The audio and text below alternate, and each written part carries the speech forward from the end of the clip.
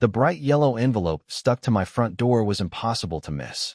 I tore it off, my heart sinking as I read the words, "Violation notice. Unapproved guest parking. Fine, $50. I clenched my teeth, feeling the heat rise to my face. My sister, Clara, had only been staying with me for 2 weeks while her new condo was being renovated. She parked her car in my driveway, just like any other guest would. But apparently, the Pinecrest Gardens Homeowners Association, HOA, had a problem with that. Clara pulled into the driveway just as I was fuming over the notice. She stepped out of her car, her designer heels clicking against the pavement, her briefcase in hand. She looked every bit the high-powered attorney she was, though I rarely saw that side of her. To me, she was just my older sister, the one who always had my back. "You won't believe this," I said, shoving the notice into her hands. Clara glanced at it, her expression unreadable. "Classic power trip," she said with a shrug. "I'll just park on the street from now on."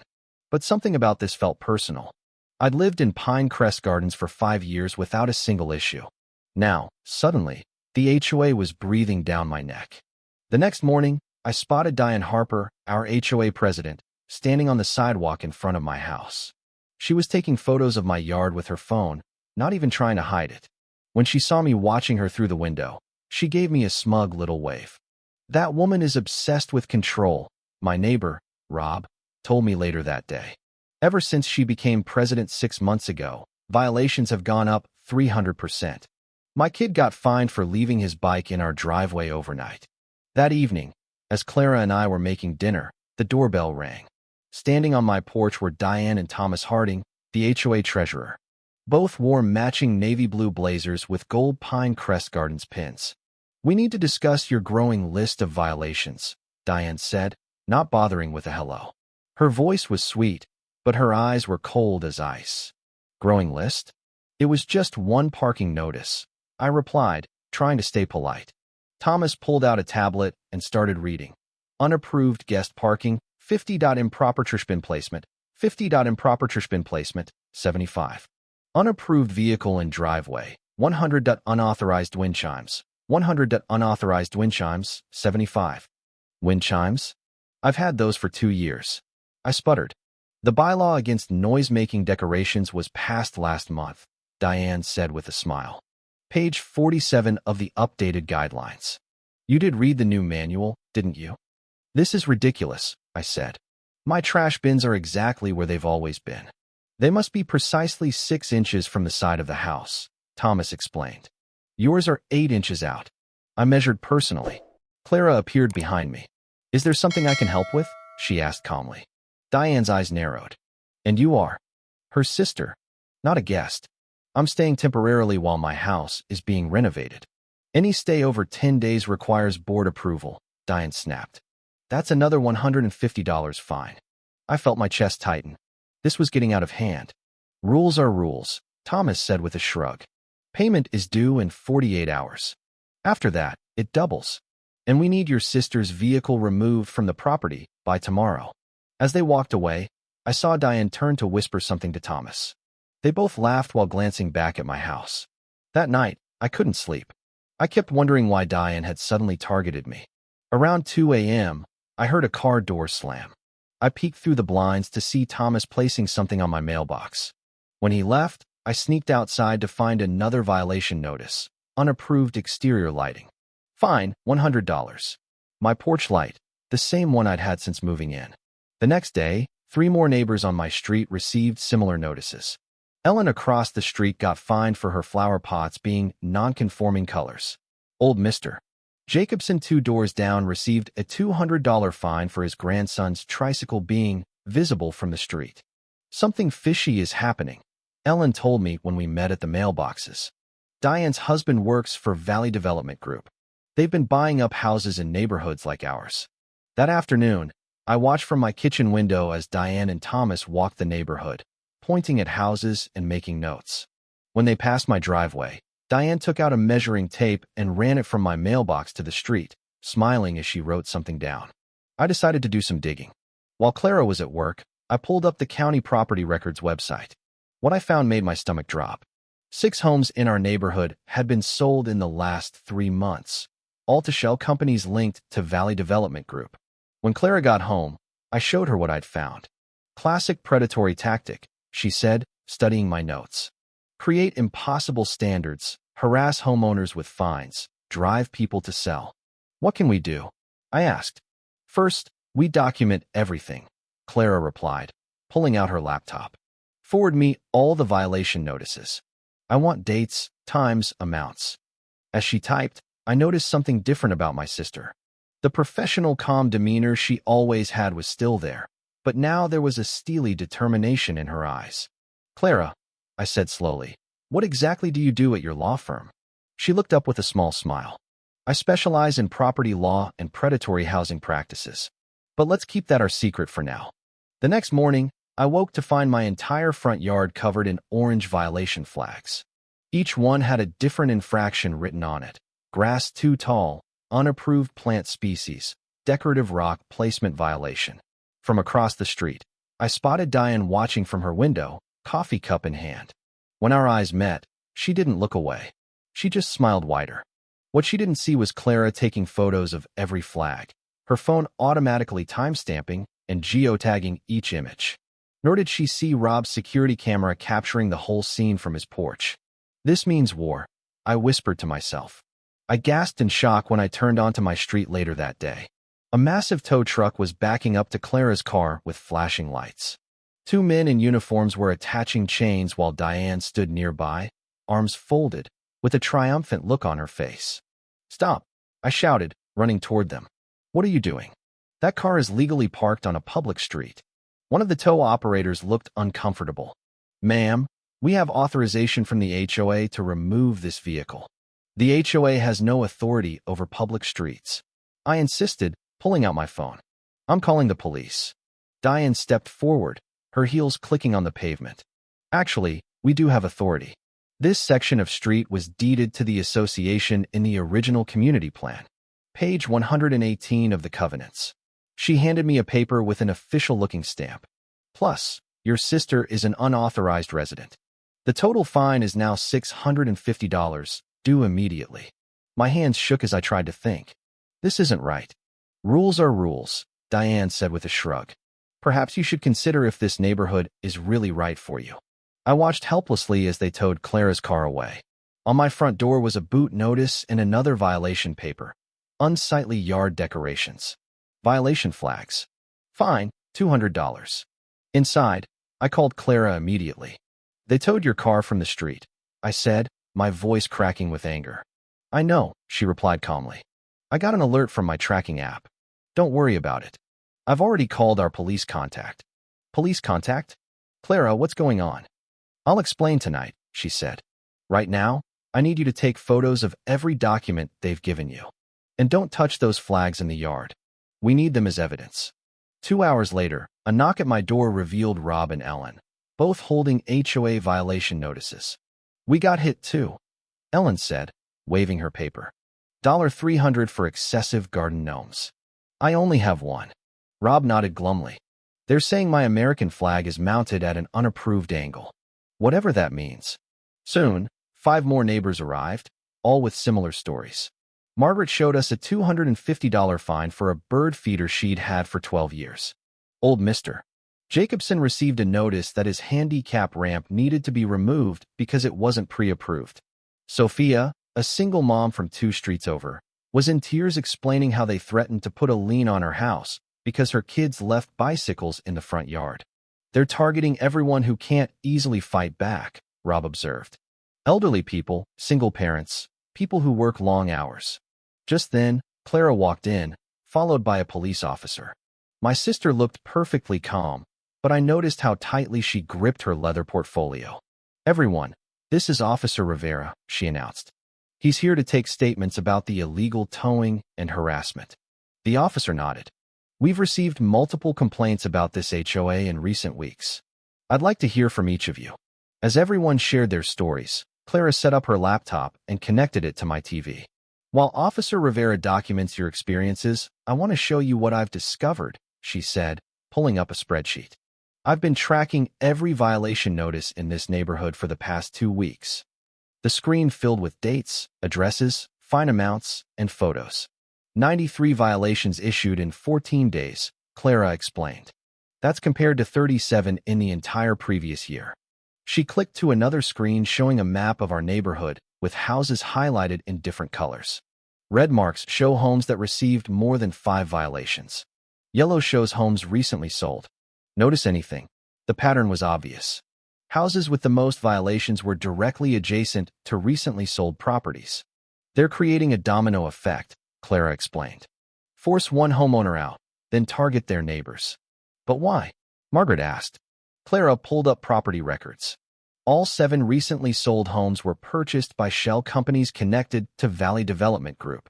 They're buying contiguous properties. Officer Rivera looked up from his notepad. Valley Development is under investigation in 3 counties for similar tactics. The doorbell rang. When I answered, Thomas stood there with 2 men in Valley Protection Services uniforms. We're here to collect the outstanding fines, he announced loudly. Plus the new $500 penalty for operating a business from a residential property. Business. I repeated. Unauthorized meetings, he said, pointing at the cars parked outside my house. That's a clear violation of residential use-only restrictions. Officer Rivera appeared behind me. Is there a problem here? Thomas's face fell. This is a private HOA matter. Actually, Rivera replied, I'm investigating multiple complaints of harassment and possible fraud. I'd like your name for my report. Thomas backed away. I'll need to consult our attorney. Excellent idea, Clara said, stepping forward. And while you're at it, please inform your attorney that Lockhart Val Montgomery will be filing a formal records request tomorrow morning. We require all HOA financial documents, board meeting minutes, and violation records for the past 5 years. Thomas's face went pale. Lockhart Val Montgomery? He looked at Clara more carefully. Who exactly are you? Clara handed him her business card. Clara Reynolds. Senior Partner, Property Rights Division. I specialize in HOA overreach and developer fraud. As Thomas hurried away, the security guards trailing behind him, a new car pulled up. A well-dressed woman stepped out, carrying a news camera. Is this the house? She called. I'm Maya Chan from Channel 7 News. We received an anonymous tip about HOA harassment in this neighborhood. Across the street, Diane emerged from her house, phone pressed to her ear. Her face twisted with fury. What have you done? I whispered to Clara. Given them something to worry about, she replied with a smile. The board meeting is tomorrow night, and we'll all be there. The community center was packed. Every seat was filled, and people lined the walls. Diane, Thomas, and the rest of the HOA board sat at the front, their faces tight with tension. Clara stood at the podium, her laptop connected to the projector. Ladies and gentlemen, she began. Tonight, we're going to talk about corruption. She clicked through slides showing the violation patterns, the property sales, and the connections to Valley Development. Gasps filled the room as bank statements appeared, showing thousands in HOA fees funneled to shell companies. The HOA has broken laws in ways I can't even count, Clara explained. They've made up rules, held secret meetings, and stolen your money. Mr. Jenkins, our oldest resident, stood up shakily. They told me I had to pay $5,000 for my birdbath or lose my home, he said, his voice cracking. I've lived here for 30 years. Clara put her hand on his shoulder. Not anymore, sir. My law firm is filing a class action lawsuit tomorrow. We're going after Valley Development, the HOA board, and those security thugs. As people left the meeting with new hope, we found every single car in the parking lot plastered with violation notices. Standing across the street, watching with obvious fury, was Diane with 2 security guards. This isn't over, she shouted when she saw us looking. Actually, it is, Clara said quietly, pulling out her phone. Because we just got a court order freezing the HOA accounts. And look who else is here. A news van pulled into the parking lot. A reporter and cameraman jumped out. Are you Clara? We got your evidence package about the HOA corruption scandal. Diane's face went white as the cameras turned toward her. She hurried to her car, the security guards following quickly. Back at home, as I swept up broken glass from my doorway, Clara's phone rang. The district attorney himself was calling. He remembered her from the city corruption case last year. They were opening an immediate investigation. We're winning, Clara said, finally allowing herself a smile. But at 3 a.m., we both woke to the sound of screeching tires. Looking out the window, we saw Diane's car speeding away from the neighborhood. In the darkness behind her house, flames were beginning to rise. "She's burning the evidence," Clara whispered in horror. "Fire trucks now," I screamed into my phone as flames leapt from Diane's backyard. Neighbors poured from their homes in pajamas, while Clara sprinted across the street. "Stay back," she shouted, pulling me away from the blaze. "Look what she's burning." In Diane's fire pit, we could see file folders and papers curling in the flames. One partially burned document flew out, a contract between Valley Development and the HOA board members. "She's destroying evidence," Clara said, quickly snapping photos with her phone. Firefighters arrived within minutes, followed by police who secured the area as a potential crime scene. Detective Rodriguez kneeled by the smoldering remains. "This is now part of our investigation," he told us, carefully bagging charred paper scraps. "We've been watching Mrs. Wilcox since your report yesterday." By dawn, neighbors gathered on my lawn, bringing coffee and donuts. "Did you see Diane drive away last night?" asked Miguel. "She had suitcases packed in her car. Trying to run." Sarah nodded. "Classic guilty move." At 9 a.m. sharp, my phone buzzed with a news alert. "Local HOA president arrested at airport." The attached video showed Diane in handcuffs, being led from the boarding area of a flight to Mexico. "Got her," cheered Mrs. Patel, watching over my shoulder.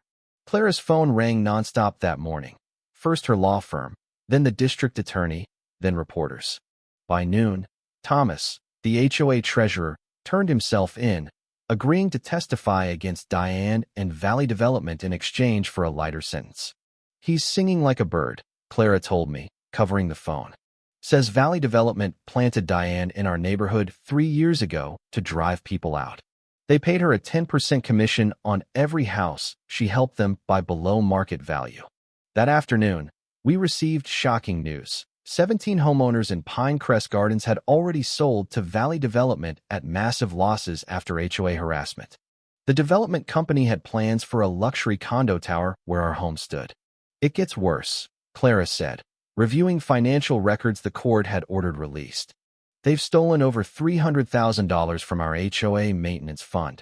That's why the playground is falling apart and the pool hasn't been cleaned." The following day, TV trucks lined our street as the Valley Protection security guard who tasered Clara was arrested.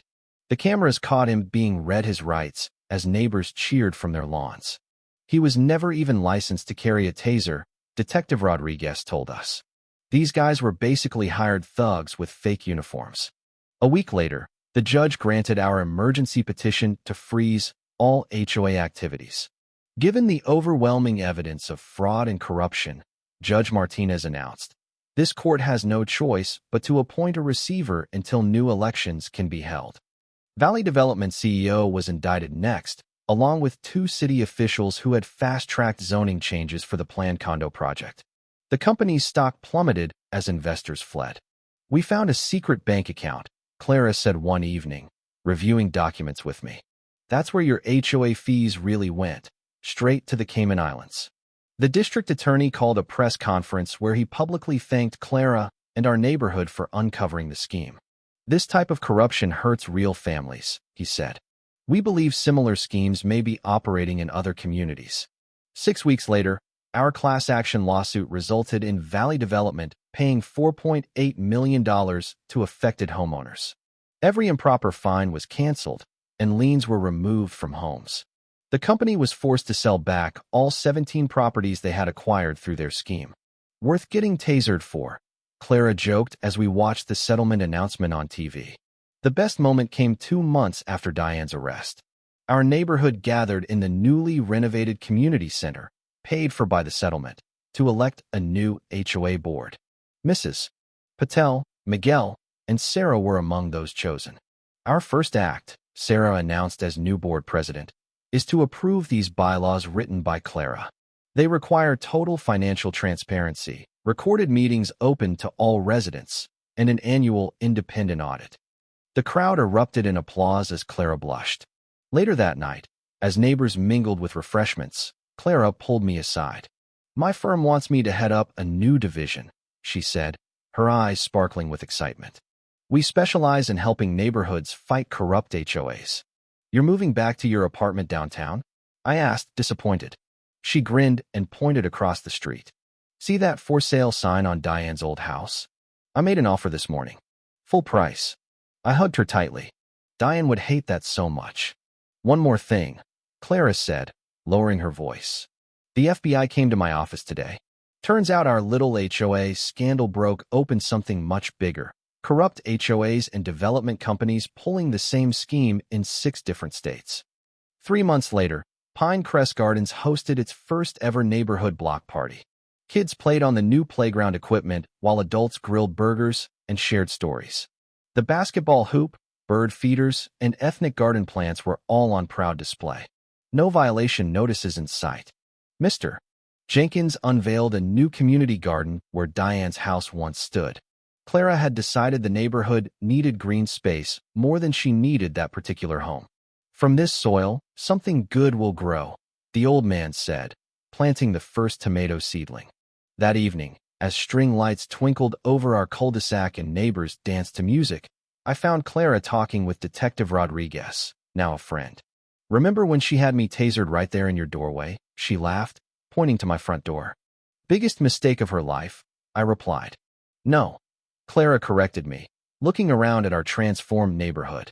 Her biggest mistake was thinking she could break a community instead of bringing it together. As I looked at the faces of neighbors who had become family through our shared battle, I realized something powerful. Sometimes, it takes standing up to bullies to find your own strength. And sometimes, the most unexpected heroes are the ones sitting right across your dinner table. Thank you for taking the time to listen to today's story on Store of Good Stories. If this story touched your heart or made you think, don't forget to hit like and share the video to spread this positive message to more people. And if this is your first time here, make sure to subscribe and turn on the notification bell so you won't miss any of the meaningful stories we share every week. Your support is the biggest motivation for Store of Good Stories to keep bringing heartfelt and valuable stories to you. See you in the next video.